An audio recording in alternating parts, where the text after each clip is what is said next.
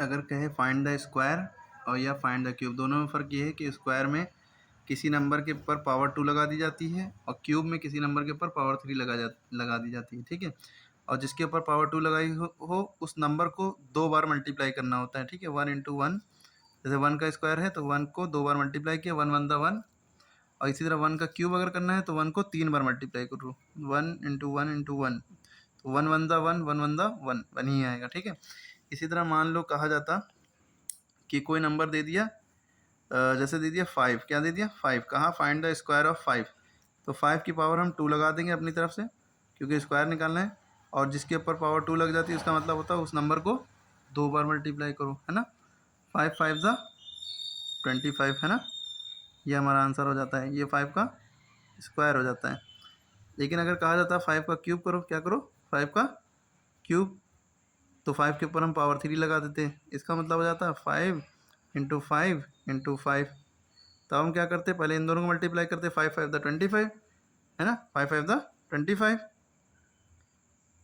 और एक और 5 आगे बचा है, 25 को फिर से 5 से मल्टीप्लाई करेंगे। अगर आपको मल्टीप्लाई करके देखना है तो मल्टीप्लाई यूँ करके देख लीजिएगा, 5 5 द 25, 5 2 द 10, 10 2 12, तो 125, ठीक है। समझ में आई बात। तो स्क्वायर और क्यूब में यही फ़र्क है, जब भी स्क्वायर निकालना होगा तो क्यूब और क्यूब निकालना होगा, यही करेंगे। इसी तरह 27 का मान लीजिए स्क्वायर निकालना है तो कैसे करेंगे, 27 को 2 बार लिख देंगे। ये कभी ना करिएगा कि सर 27 को 2 से मल्टीप्लाई कर दिया या ये कर दिया 5 2 द 10, ऐसा नहीं। 2 का मतलब ये नहीं है कि इसको इससे मल्टीप्लाई, इसका मतलब ये है कि इस नंबर को 2 बार मल्टीप्लाई करो। पावर 3 लिखी है तो इस नंबर को 3 बार मल्टीप्लाई करो, कभी पावर 4 लिखी है तो इस नंबर को 4 बार मल्टीप्लाई करो। तो 27 को स्क्वायर मतलब 27 को 2 बार मल्टीप्लाई करो, फिर 27 को 27 से मल्टीप्लाई कर देंगे। मल्टीप्लाई करना आना चाहिए, कैसे करते हैं, 27 को 27 से ऐसे, 7 7 द 49, 7 2 द 14, 14 4 18, ठीक है। फिर 2 7 द 14, कैरी लगा 1, 2 2 द 4 1 5, ठीक है। 8 4 12 का 2 से लगा 1, 5 2 7, आ गया 729। जिसको मल्टीप्लाई नहीं करना आता है वो कर मतलब जिसको याद नहीं है इसका स्क्वायर, वैसे 27 का स्क्वायर याद होना चाहिए, वैसे 5 का स्क्वायर याद होना चाहिए, नहीं याद है तो कोई बात नहीं, इसको मल्टीप्लाई करके देख लेगा, ठीक है। इसी तरह क्यूब है तो 3 बार मल्टीप्लाई कर देंगे, क्लियर हो गई बात। इसी तरह ये था स्क्वायर और क्यूब। इसी तरह एक होता है स्क्वायर रूट और क्यूब रूट। क्या होता है स्क्वायर रूट और क्यूब रूट, इसमें फ़र्क देखिए। अगर यहाँ पर लिखा होता है स्क्वायर रूट, क्या लिखा होता है स्क्वायर और आगे लिखा होता है रूट, तो स्क्वायर और स्क्वायर रूट में क्या फ़र्क होता है, स्क्वायर का मतलब होता है पावर 2 लगाना और स्क्वायर रूट का मतलब होता है जो भी नंबर जैसे 4 है इसके ऊपर इस तरह से सिंबल बनाना, तो इसका मतलब होता है स्क्वायर रूट। तो 4 का स्क्वायर रूट क्या होगा, 4 का स्क्वायर रूट होता है 2। वैसे तो इसका तरीका होता है जिसके ऊपर स्क्वायर रूट लिखा हो या जिस नंबर का स्क्वायर रूट निकालना हो तो उसको आप ऐसे करिए, 2 2 द 4, 2 1 द 2। अब 2 इंटू 2 तो हम क्या लिखेंगे, 2 इंटू 2, 2 बार 2, ये ऐसा है तो इसको स्क्वायर रूट के अंदर लिखेंगे। तो स्क्वायर रूट का मतलब होता है कि 2 का पेयर बाहर निकलेगा, 2 इंटू 2 का पेयर क्या आएगा, 2 ही आएगा, ठीक है। और क्यूब रूट अगर लिखा होता है, जैसे यहाँ क्यूब लिखा है लेकिन अगर लिखा होता क्यूब रूट, क्या लिखा होता क्यूब और आगे लिखा होता रूट, तो क्यूब रूट का मतलब होता है कोई भी नंबर है उसके ऊपर, जैसे यहाँ पे 8 लिखा है, 8 के ऊपर SL3 बना होगा, इसका मतलब होता है क्यूब रूट।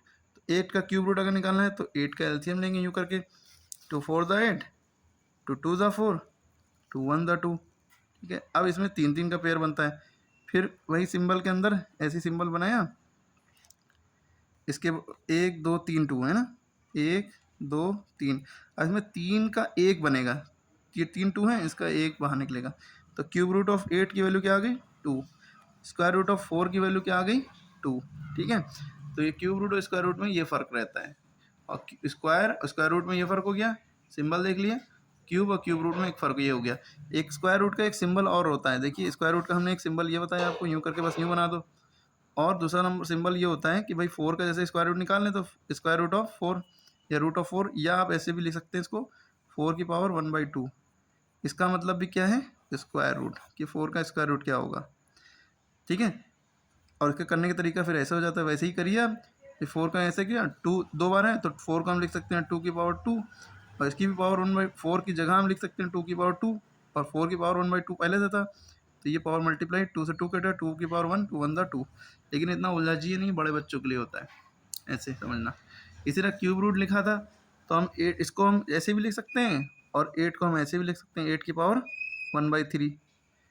स्क्वायर रूट को हम लिखते हैं 1/2 पावर और क्यूब रूट को लिख सकते हैं 1/3। तो 8 का हम एलसीएम लेंगे 1 2 3 2 की पावर 3 लिख सकते हैं 8 को, पावर इसकी 1/3 थे, 3 से 3 कट गया बचा 2, ऐसे भी आंसर वही आएगा। ठीक है, तो इतना डीपली नहीं समझना है, बस सिंपल से याद रखिए, कन्फ्यूज हो गए होंगे भाई। स्क्वायर का मतलब होता है पावर 2 लगाना और क्यूब का मतलब होता है पावर 3 लगाना।